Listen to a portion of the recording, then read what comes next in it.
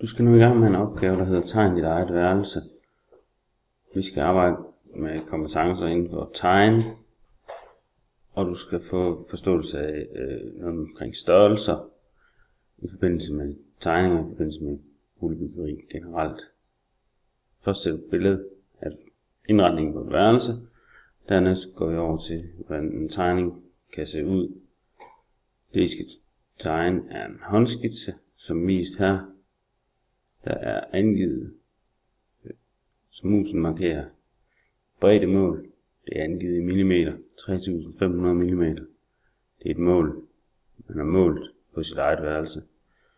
Der er angivet en længde på rummet. Der er angivet nogle placeringsmål og størrelse på vinduet. Værelsets totale kvadratmeter er angivet. Der står det et værelse. Var det et køkken, så skulle der stå køkken. Der er anvist el-symboler for stikkontakt og lyskontakt. Der er angivet en seng. Der er angivet skrivebord og en stol. Der er angivet et skab.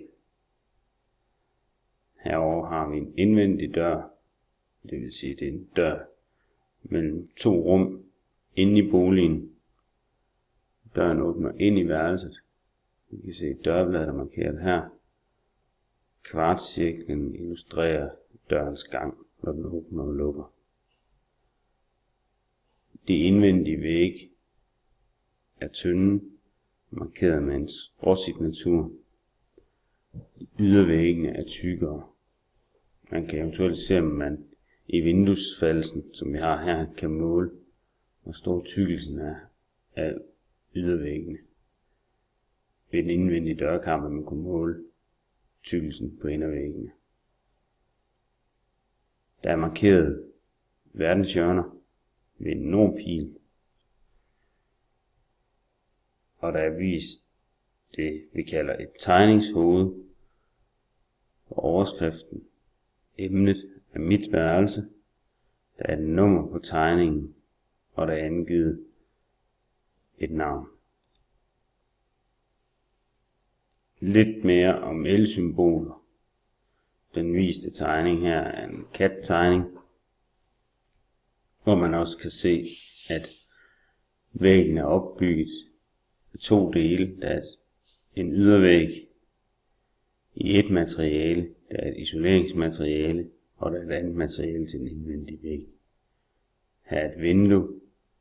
Rummet har nummer 6. Det er et værelse på i alt 7,9 kvadratmeter.